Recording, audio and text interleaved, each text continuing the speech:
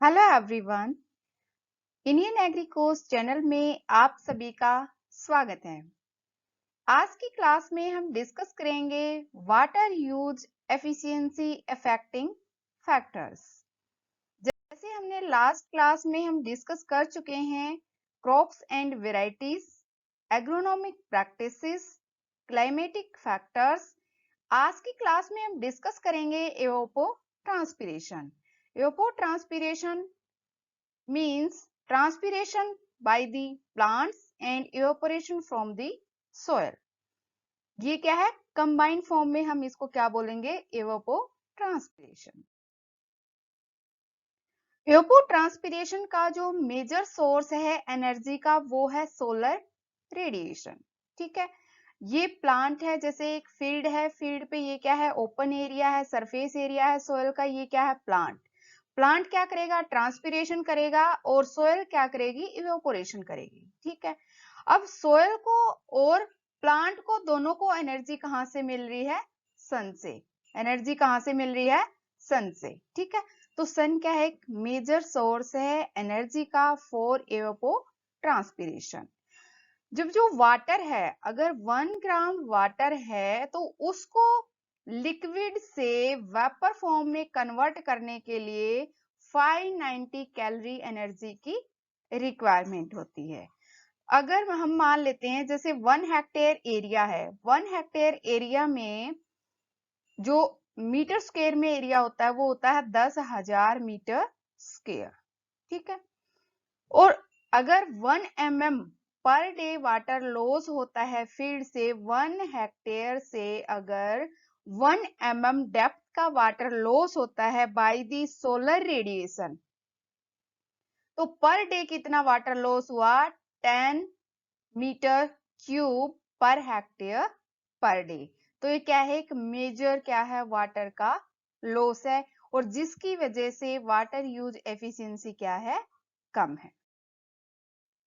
फिर है कि जो एवोपोट्रांसपिरेशन है उस प्रोसेस को हम कैसे प्रिवेंट कर सकते हैं, कैसे रोक सकते हैं, कैसे मिनिमाइज कर सकते हैं एवोपोट्रांसपिरेशन को, और एवोपोट्रांसपिरेशन रेट को कम करके कैसे हम वाटर यूज एफिशिएंसी एनहांस कर सकते हैं, इंप्रूव कर सकते हैं, और जिससे ड्राई मैटर क्रॉप का क्या होगा?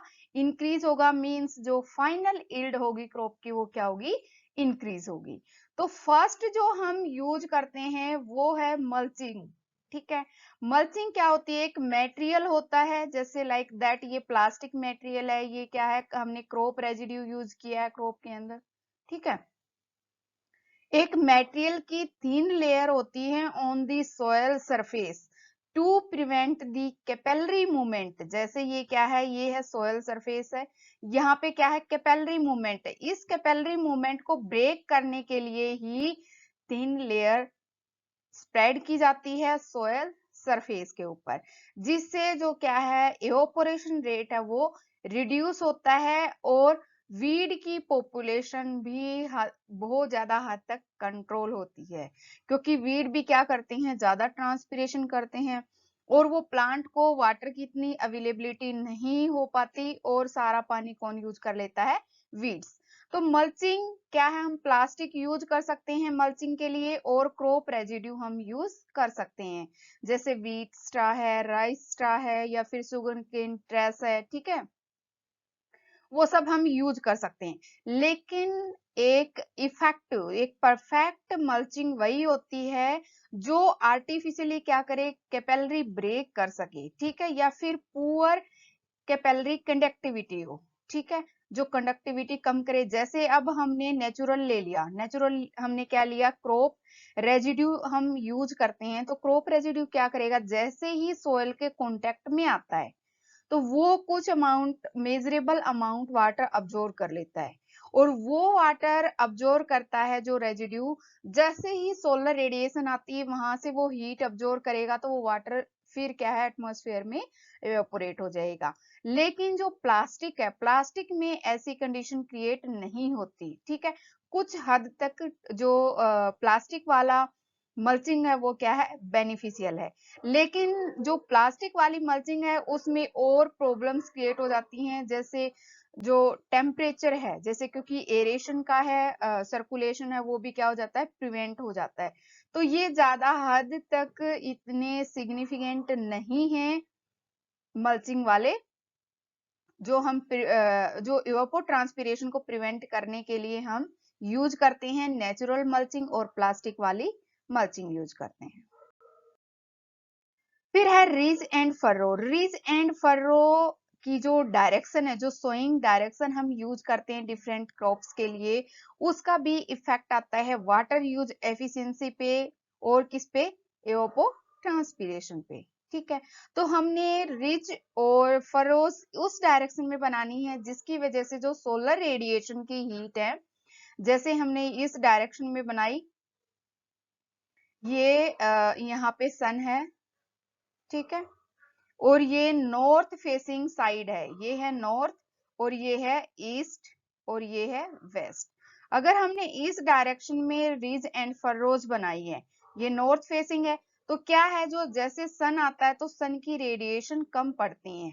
ठीक है, तो कम रेडिएशन की वजह से क्या होगा, टेम्परेचर यहाँ का लोअर होगा। ठीक है, लेकिन एक डायरेक्शन ऐसी है जो नॉर्थ साउथ डायरेक्शन है, जैसे हमने इस डायरेक्शन में किया, ये कौन सी है, नॉर्थ साउथ, और ये किसको फेस कर रही है, ईस्ट फेसिंग साइड है। ठीक है, ईस्ट जो फेसिंग साइड है, फिर ये क्या होगा, जो सन की जैसे जैसे एक सन घूमता है तो जो रेडिएशन है हाई टेम्परेचर, ये क्या कर लेती हैं, अब्जॉर्ब कर लेती हैं, ये डायरेक्शन अब्जॉर्ब करेगी और यहाँ का टेम्परेचर क्या होगा, इंक्रीज होगा।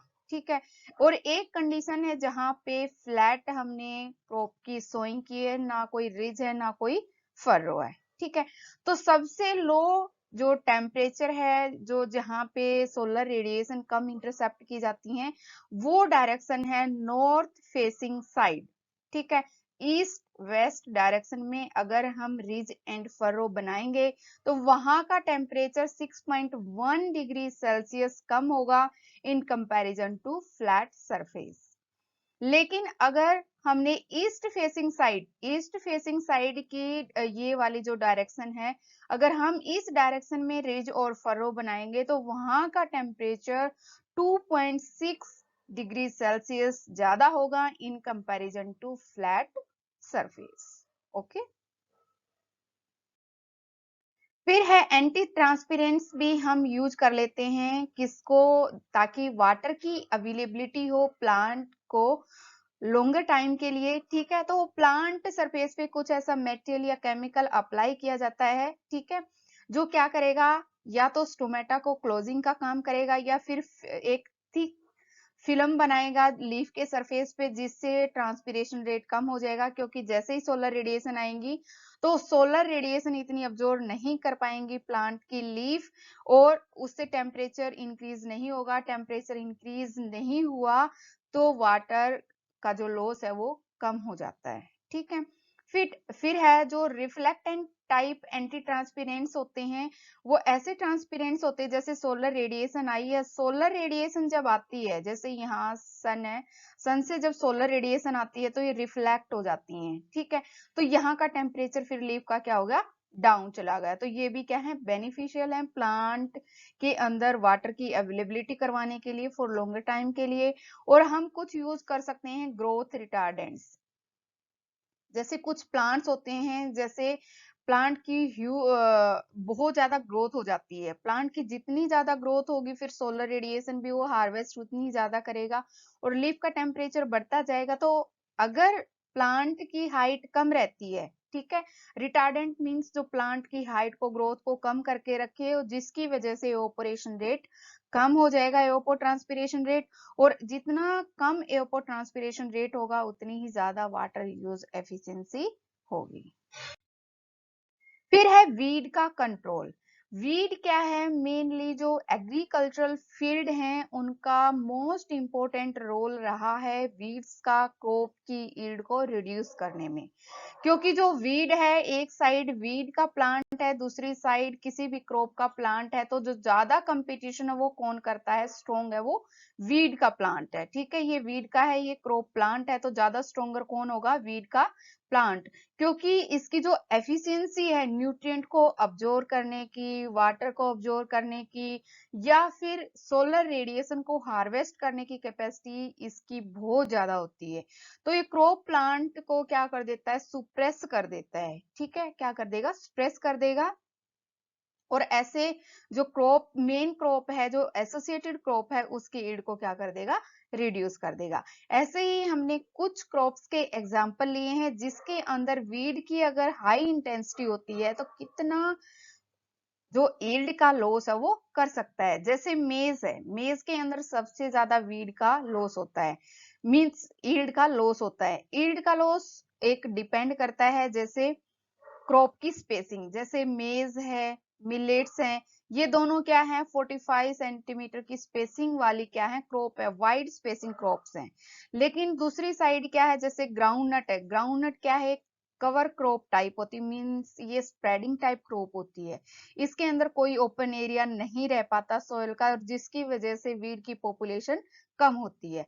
लेकिन मेज के अंदर सुगर केन, कॉटन और जो मेनली मिलेट्स में आता है पर्ल मिलेट, जिसकी जो स्पेसिंग होती है वो क्या होती है, वाइड होती है और वीड्स की पॉपुलेशन हाई होती है, जिसकी वजह से यील्ड का लॉस ज्यादा होता है। ठीक है, तो वीड्स को हम अगर एफिशिएंटली, टाइमली, जब हम जो क्रिटिकल कंडीशन होती है उस टाइम पे अगर उससे पहले कंट्रोल कर लेते हैं तो क्या होगा, वाटर यूज एफिशिएंसी इंक्रीज होगी, क्योंकि सारा वाटर किसके लिए अवेलेबल होगा, क्रॉप के लिए। ठीक है, क्रॉप प्लांट्स के लिए अवेलेबल होगा, तो वो क्या करेंगे, ज्यादा से ज्यादा उस वाटर को किस में यूज करेंगे, ड्राई मैटर प्रोडक्शन में, और इससे क्रॉप की यील्ड क्या होगी, इंक्रीज होगी। फिर है नेक्स्ट, वाटर यूज एफिशिएंसी को इंक्रीज करने के लिए हम शेल्टर बेल्ट है, विंड ब्रेक्स हैं, उनका हम यूज कर सकते हैं। ठीक है, विंड दो टर्म्स हैं, एक है विंड ब्रेक्स, दूसरी है शेल्टर बेल्ट। ठीक है, शेल्टर बेल्ट में एक रो होती है, रो की डायरेक्शन में हम क्रॉप्स, जो प्लांट होते, ट्री प्लांट्स होते हैं, उनको ग्रो करते हैं। ठीक है, जो क्या करती है, विंड की स्पीड को कम करती है। अगर जहां पे हाई विंड स्पीड एरिया है तो वहां पे हम शेल्टर बेल्ट और विंड ब्रेक्स यूज कर सकते हैं। ठीक है, इसको हम रोज में ट्री लगाते हैं। लेकिन जो विंड ब्रेक्स हैं हम उसकी कौन सी भी स्ट्रक्चर हम यूज कर सकते हैं, जैसे ये वाली है, स्केयर वाली स्ट्रक्चर है, ठीक है, ट्रायंगुलर वाली स्ट्रक्चर, किसी भी स्ट्रक्चर में हम प्लांट्स को, ट्रीज को लगा सकते हैं और उसको हम बोलते हैं विंड ब्रेक्स। और विंड ब्रेक्स और शेल्टर बेल्ट मेनली किस लिए यूज किए जाते हैं, माइक्रो क्लाइमेट को मॉडिफाई करने के लिए, इंप्रूव करने के लिए। और माइक्रो क्लाइमेट किससे चेंज होगा, जब हम जो विंड स्पीड है वो कम हो जाए, एवापोरेशन रेट कम हो जाए, एयर का जो टेम्परेचर है वो क्या आ जाए, डाउन आ जाए। ऐसे माइक्रो क्लाइमेट क्या हो सकता है, चेंज हो सकता है इस एरिया का। ठीक है, और जिसकी वजह से जैसे यहाँ पे टेम्परेचर अगर लोअर होता है, डाउन होता है, तो एवपोट्रांसपिरेशन रेट भी कम होगा और वाटर यूज एफिशिएंसी यहाँ की ज्यादा होगी। और जितनी ज्यादा वाटर यूज एफिशिएंसी होगी उतनी ही उस क्रॉप की यील्ड ज्यादा आएगी। ठीक है, फिर है दो अदर टर्म्स हैं, जैसे लीवार्ड साइड है या फिर विंडवार्ड साइड है। ठीक है, जैसे इस पिक में शो किया गया है, जो विंडवार्ड साइड है, जहां से विंड चली हुई है, ठीक है, हवा चली हुई है, ये है विंडवार्ड साइड। और ये है जिस साइड से विंड आ रही है, ठीक है, ये क्या है, लीवार्ड साइड। ठीक है, ये जो प्रीवेलिंग विंड्स मींस ओशियन से इनमें क्या होती है, विंडवार्ड साइड में मॉइस्चर कंटेंट ज्यादा होता है। और यहाँ से मॉइस्चर कंटेंट फिर किस साइड में आता है, लीवार्ड साइड में। लीवार्ड साइड में ड्राई एरिया होता है और विंडवार्ड साइड में वेट एरिया होता है। ठीक है, हम वाटर यूज एफिशिएंसी इंक्रीज कर सकते हैं अगर लीवार्ड साइड में हम ओनियन और गार्लिक लगाएं, और विंडवार्ड साइड में कैस्टर मींस जो डीप रूटेड क्रॉप्स हैं हम उनको लगा के वाटर यूज एफिशिएंसी को इंक्रीज कर सकते हैं। या फिर लीवार्ड साइड हम सेलो रूटेड क्रॉप्स को लगा के वाटर यूज एफिशिएंसी इंक्रीज कर सकते हैं।